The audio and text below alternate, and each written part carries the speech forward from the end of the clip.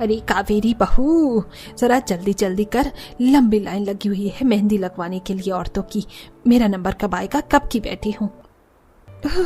बस हो गया काकी, अब आपकी ही बारी है, आ जाइए।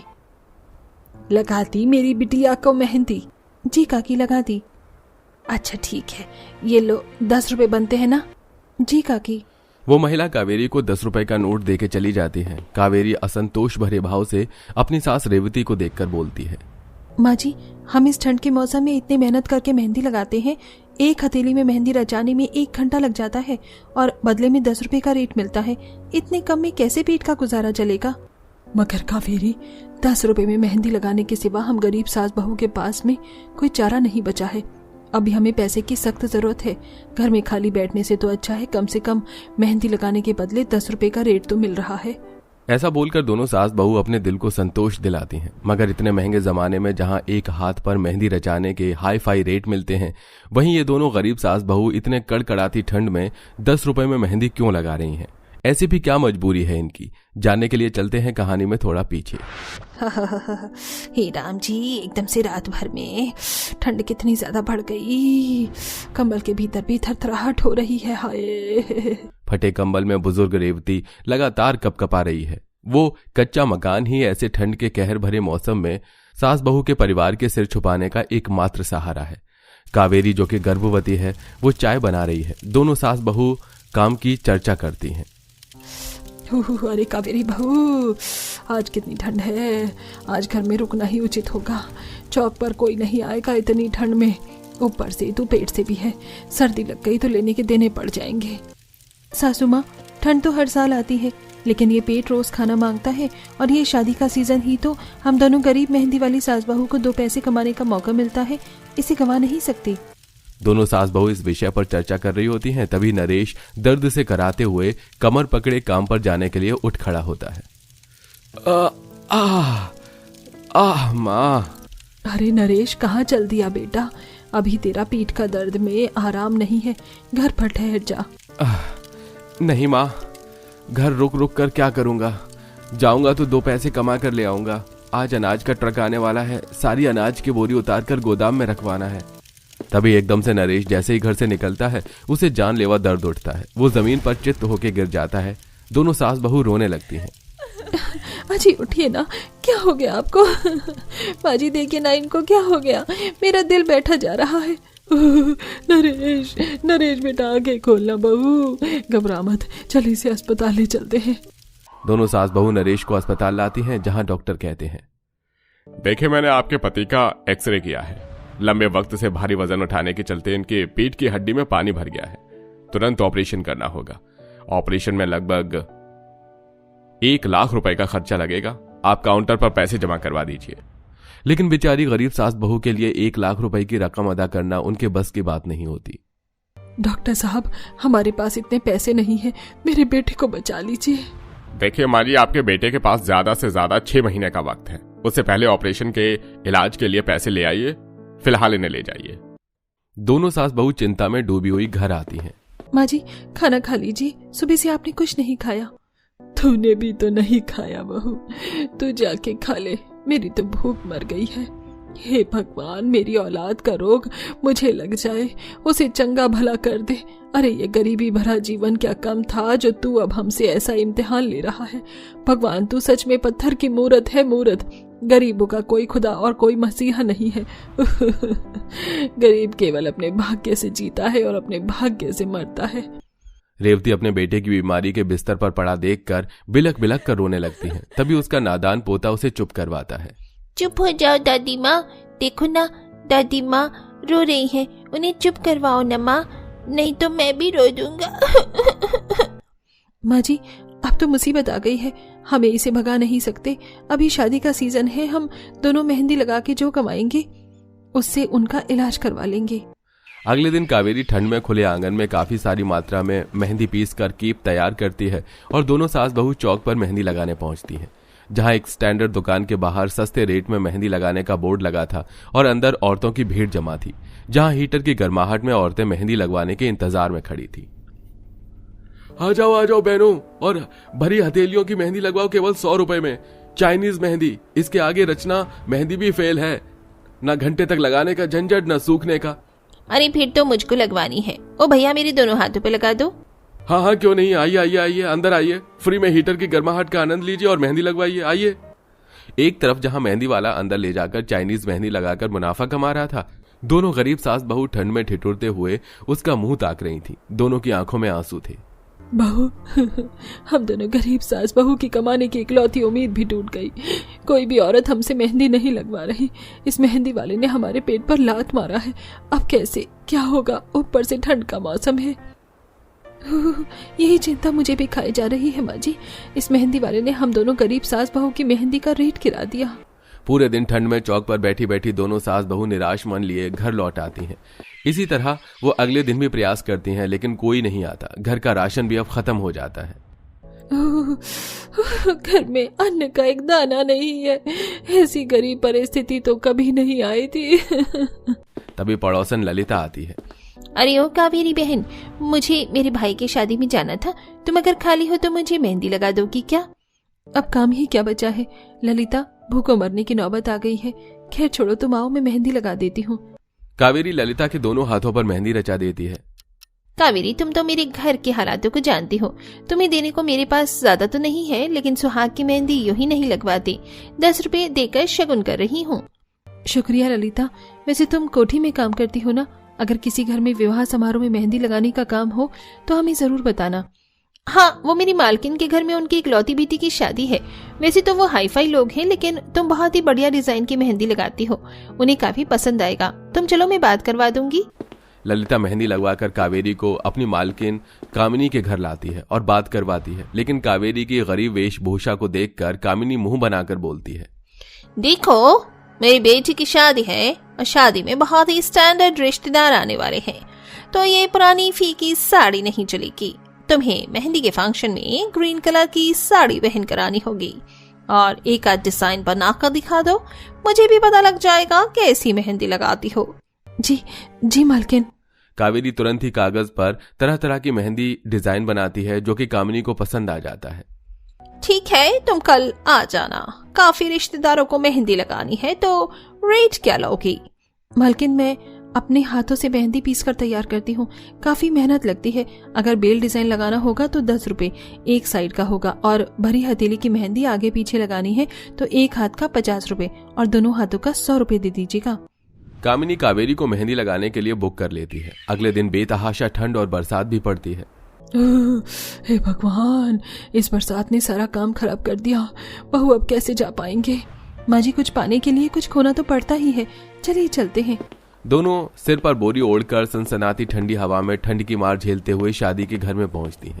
इतना लाइट कहाँ लगा दिया? चलो जल्दी मेहंदी लगाना शुरू करो। शादी वाले उस घर में चहल पहल छाई। दोनों सास बहू आंगन में लगे टेंट में मेहंदी लगाने की शुरुआत करती हैं। तभी एक छोटी सी बच्ची हाथ आगे करती है। मुझको भी मेहंदी लगवानी है आंटी, पहले मुझको मेहंदी लगा दीजिए। अरे ओ मेहंदी वाली, जरा मेरी पोती के हाथों पर बेल डिजाइन लगा दो, ये नहीं मानेगी। जी अच्छा, बेल डिजाइन का 10 रुपए रेट है। इतना सस्ता रेट सुनकर औरतें चौंक जाती हैं। बस 10 रुपए प्रति हाथ, इतना सस्ता? चलो लगा दो। जैसे ही कावेरी मेहंदी का डिजाइन बनाना शुरू करती है, सभी औरतें उसे देखती रह जाती हैं। अरे वाह, तुम दोनों सास बहू कितनी बारीक मेहंदी रचाती हो। ऐसी मेहंदी लगाने के हमारे यहाँ 500 रुपए रेट है। अब तो मैं दोनों हाथों पर भरी मेहंदी लगवाऊंगी। इस तरह दोनों सास बहू कड़ी मेहनत से मेहंदी लगाती हैं। तभी दुल्हन स्वरा रोने लगती है। स्वरा, मेरी प्यारी बच्ची, ऐसे रोएगी तो निखार नहीं आएगा चेहरे पर। आज तेरी शादी है। क्या खाक शादी है मम्मी? उस मेहंदी वाली ने आने से मना कर दिया। अब मुझे ब्राइडल मेहंदी कौन लगाएगा? अगर आप कहीं तो मैं आपकी ब्राइडल मेहंदी लगा दूंगी। मुझे हर तरह का डिजाइन आता है। वैसे भी दुल्हन का श्रृंगार मेहंदी के बिना अधूरा माना जाता है। स्वरा कावेरी से मेहंदी लगवाने लगती है। कावेरी उसे हाथ पैर में बहुत ही सुंदर मेहंदी डिजाइन लगाती है। OMG, आप तो बहुत ही यूनिक मेहंदी डिजाइन लगाती हैं। ऐसी मेहंदी डिजाइन तो प्रोफेशनल पार्ली वाली भी नहीं लगा पाती। वैसे आजकल जो ट्रेंड में मेहंदी ब्लाउज डिजाइन चला है, क्या आपको वो लगाने आता है? मेरी बड़ी तमन्ना थी वो मेहंदी ब्लाउज डिजाइन बनाने की। जी बिल्कुल, मुझे कई तरह के डिजाइन वाले मेहंदी ब्लाउज डिजाइन बनाना आता है।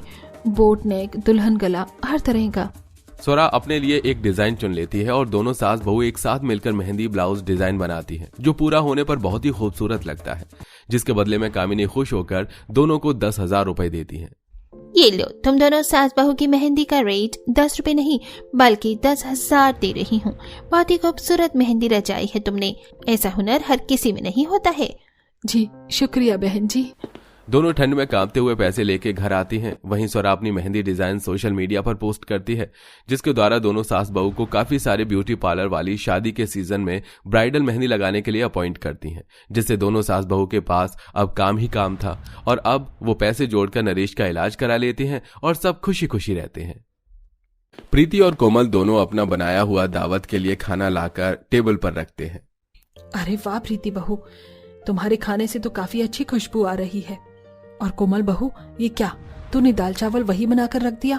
अरे आज तुम दोनों की पहली रसोई की दावत थी, आज के दिन तो कुछ अमीरों वाला खाना बना लेती। चलो भाई प्रीति, सबको खाना परोसो। मैं तो प्रीति बहू का खाना खाऊंगी। प्रीति सबको खाना परोसती है। सब लोग खाना खाते हैं। जैसे ही सब खाना खाते हैं कि सब उल्टी करने लगते हैं। छी, ये क्या, खाने को दे दिया? अरे तेरी पहली रसोई की दावत थी और तूने सबको खाने में क्या दे दिया? ये माँ जी क्या हुआ, आप सब लोगों ने खाने की उल्टी क्यों कर दी है? हे भगवान, ये क्या हो गया? ये दावत कैसी थी जिसमें एक सास ने अपनी दूसरी बहू का खाना खाने से भी मना कर दिया और जिसका खाना खाया वो भी उल्टी करने लग गई? ये सब आखिर माजरा क्या था? इस माजरे को सुलझाने के लिए हम कहानी को थोड़ा सा पीछे लेकर चलते हैं। सरिता अमीर बहू का घर में स्वागत करती है। आखिरकार मेरी पसंद की बहू आ ही गई। सरिता प्रीति का घर में स्वागत करती है कि तभी दरवाजे से कोमल अपने पति के साथ आती है। माँ, अपनी दूसरी बहू का भी स्वागत करो, ये कोमल है। मैंने कोमल से शादी करी है अपनी पसंद से। वो सब तो ठीक है, लेकिन ये हमारे बराबरी की तो है ना? मुझे पता था माँ कि आप सबसे पहले यही सवाल करोगी, इसीलिए मैंने अपनी पसंद से शादी की है और कोमल गरीब घर से है। किसी को खास कोमल पसंद नहीं आती है। भाभी चलिए, मैं आपको आपके कमरे में लेकर चलती हूँ। पायल कोमल को कमरे में लेकर जाती है। कोमल ठंड से कांप रही थी। भाभी आप ठंड से कांप क्यों रही है? दरअसल मैंने बस ये एक जोड़ी कपड़े ही पहने हैं, स्वेटर भी नहीं पहना है, इसलिए मुझे बहुत ज्यादा ठंड लग रही है। हे भगवान, भाभी आपको अपनी जरा भी चिंता नहीं है क्या? बाहर इतनी ज्यादा ठंड हो रही है।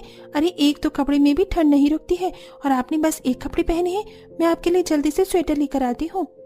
पायल अपनी भाभी के लिए स्वेटर और हीटर लेकर आती है। भाभी अब आपको ठीक लग रहा है ना? ये क्या है, मैंने तो पहले कभी नहीं देखा। तभी वहाँ सरिता और उसकी अमीर बहू दोनों आते हैं। ये हीटर है, इससे ठंड में गर्मी का एहसास होता है। वैसे तू तो गरीब घर से आई है, तुझे इसके बारे में कुछ पता ही नहीं होगा ना। मेरी बड़ी बहू अमीर घर से आई है और ये प्रीति ही लेकर आई है। मैं तो सोच रही थी कि मेरी देवरानी अमीर घर से आएगी, लेकिन देख रही हूँ कितने गरीब घर से देवरानी आई है। इसको हीटर भी नहीं पता कि क्या होता है। माँ भाभी आप ऐसे क्यों कह रही हैं? अरे कैसे भी घर से आई हूँ, लेकिन अब तो ये भी इस घर की ही बहू है ना। तू ना ज्यादा कुछ बकवास मत किया कर, बड़ों के बीच में बोलना अच्छी बात नहीं होती है, चुप रहा कर। पायल के अलावा कोमल को उसके घर में कोई पसंद नहीं करता था। सुबह के समय सरिता अपनी दोनों बहू को बुलाती है। आज शाम को तुम दोनों की पहली रसोई की रस्म की दावत है, तो मैंने काफी रिश्तेदारों को, जान पहचान वालों को घर पर बुलाया है। मम्मी जी इसका मतलब मुझे काफी सारे गिफ्ट भी मिलेंगे? हाँ हाँ बिल्कुल मिलेंगे। तुम्हारे बारे में तो सबको पता भी था कि तुम इस घर की बहू बनने वाली हो, लेकिन इस करीब के बारे में किसी को थोड़ी ना पता था। तो तुम दोनों तैयारी अच्छी से करना। सरिता इतना बोलकर कमरे में चली जाती है। ठंड काफी ज्यादा थी। प्रीति ठंड से कांप रही थी। इतनी ज्यादा ठंड हो रही है। इस ठंड में मुझे मेरी पहली रसोई की रस्म के लिए खाना बनाना पड़ेगा और उसके लिए तो फिर तैयारी भी अभी से ही करनी पड़ेगी। नहीं नहीं, मैं तो जा रही हूँ कमल में आराम करने। पहली रसोई की रस्म की तैयारी दिन में करूंगी। प्रीति इतना कहकर आराम करने चली जाती है। वहीं कोमल पहली रसोई की रस्म के लिए काफी खुश थी। आज मेरी पहली रसोई की रस्म है, मैं सबके लिए बहुत ही स्वादिष्ट खाना बनाऊंगी। अगर आज मैंने सबका दिल जीत लिया तो ससुराल में मैं खुशी से रह पाऊंगी। कोमल रसोई में जाकर देखती है, तभी हॉल में सब लोग हीटर के आगे बैठे थे। माँ जी इस बार तो कुछ ज्यादा ही ठंड पड़ रही है, या मुझे ही लग रही है? आप सबको भी लग रही है क्या? बहू कैसी बात कर रही है, ठंड है तो लगेगी ही ना। मुझे भी बहुत ज्यादा ठंड लग रही है। अरे प्रीति बहू, वो क्या है ना, आज तो तेरी पहली रसोई की दावत है, तो तू उसमें मेरे लिए खास पालक पनीर बना दे। मुझे पालक पनीर बहुत पसंद है। तभी रसोई से निकलकर कोमल आती है। ससुर जी, मैं आपके लिए पालक पनीर बनाऊं? तुमसे मैंने कहा बहू बनाने को। अरे तू गरीब घर से आई है, तूने दाल चावल से ऊपर कुछ देखा नहीं होगा, तू पालक पनीर बनाएगी? पापा जी, आप भी किससे बातें कर रहे हो? अरे मैं हूँ ना, मैं अमीर घर से आई हूँ, मुझे सब आता है। आप चिंता मत कीजिए, मैं सबके लिए पालक पनीर बनाऊंगी, और वो भी बहुत स्वादिष्ट, कि आप सब लोग भी याद रखोगे। देखा, ये है मेरी अमीर बहू। अच्छा माँ जी, एक बार ये सुन लीजिए, मैं खाने की लिस्ट बता रही हूँ कि ये बनाऊंगी। ठीक है। पालक पनीर, शाही पनीर, मलाई कोफ्ता, काजू की सब्जी और मखाने की सब्जी, नान, रोटियां, पूरी, पुलाव, रायता, ये सब ठीक है ना माँ जी? अमीर बहू है ना, इसलिए सारी अमीरों वाली डिश बताई है। बहुत बढ़िया। अपने ससुराल वालों की बात सुनकर कोमल वहां से उदास होकर रसोई में चली जाती है। तभी पायल रसोई में आती है। भाभी, आप उदास मत होइए, मैं हूँ ना, आपको कोई भी जरूरत हो तो मुझे बता दीजिएगा। कोमल अब अपनी पहली रसोई की रस्म के लिए पालक धोने लगती है। हे भगवान, कितना ठंडा पानी है, बर्फ जितना ठंडा हो रहा है पानी, इसमें तो पालक ही ना जम जाए। कोमल जैसे तैसे हिम्मत करके पालक धो रही थी कि तभी वहां प्रीति आती है। अच्छा, तो पापा जी ने मुझे पालक पनीर बनाने के लिए कहा है, इसलिए तुम पालक धोने लग गई हो। हटो, पालक पनीर बस मैं ही बनाऊंगी। प्रीति कोमल से पालक लेती है और खुद धोने लगती है। इतना ज्यादा ठंडा पानी, तुम इतने ठंडे पानी से कैसे पालक धो रही थी? ससुर जी को पालक पनीर खाना था तो ठंड में धोना तो पड़ेगा ही ना। ठीक है ठीक है, अच्छा तुम पालक धो लेना, लेकिन पालक मैं ही बनाऊंगी। इतने ठंडे पानी से मुझसे पालक नहीं साफ होगा। प्रीति की बात सुनकर कोमल पालक धोने लगती है। तभी प्रीति कहती है, अच्छा सुनो, ये आलू भी छील के काट देना और धो देना, सारी सब्जी धो देना, क्योंकि ठंडे पानी से मुझसे काम नहीं होगा। प्रीति का सारा काम कोमल कर रही होती है। तभी रसोई में सरिता आती है। कोमल, तू यहाँ क्या कर रही है? माँ जी, दावत के लिए खाना बनाना है ना, तो मैं भी यहीं पर ही बनाऊंगी ना। तू गरीब घर से आई है, तुझे क्या लगा कि तुझे भी हाई फाई रसोई में खाना बनाने को मिल जाएगा? ये मेरी अमीर बहू की रसोई है, छत पर चूल्हा बना हुआ है मिट्टी का, वहां जाकर खाना बना तू। इतनी ज्यादा ठंड हो रही है, इतनी ठंड में मैं छत पर कैसे खाना बनाऊंगी? वो सब मुझे नहीं पता है, तू छत पर ही खाना बनाएगी, यहाँ पर बनाना तो भूल जा। अपनी सास की बात सुनकर कोमल उदास होकर छत पर जाती है। छत पर काफी ठंडी हवा चल रही थी। इतनी ठंडी हवा चल रही है, इस ठंडी हवा में चूल्हा कैसे जलेगा? और चूल्हा जल गया तो मैं खाना बना भी पाऊंगी? कोमल ठंड में चूल्हा जला रही थी। हे भगवान, कितनी ठंड लग रही है। कोमल यहाँ ठंड से कांप रही होती है कि वहीं प्रीति को भी ठंड लग रही थी। अच्छा खासा कोमल मेरी मदद कर रही थी, लेकिन माँ जी ने उसे छत पर भेज दिया। मैं नहीं बनाने वाली इतना खाना, मैं तो किसी भी रेस्टोरेंट से ऑर्डर कर दूंगी, बाहर से आएगा खाना। दोनों बहुएं कुछ देर में सारा खाना लाकर सबके लिए टेबल पर लगा देती हैं। माँ जी, मुझे सच में नहीं पता था कि आप सब लोगों ने खाना क्यों थूक दिया। ये खाना है? अरे खाने से बदबू आ रही है, पूरा सड़ा हुआ खाना है, ऐसा लग रहा है पता नहीं कितने दिन का पुराना खाना खिला दिया। अरे तूने तो ताजा खाना बनाया था ना दावत के लिए। मुझे नहीं पता।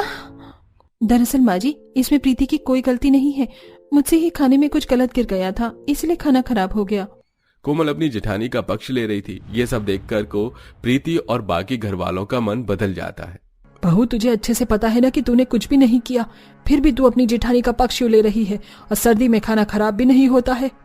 हाँ, मैंने खाना बाहर से मंगवाया था। मैं तो बस रिश्तेदारों के आगे कोई तमाशा नहीं बनाना चाहती थी अपने परिवार का।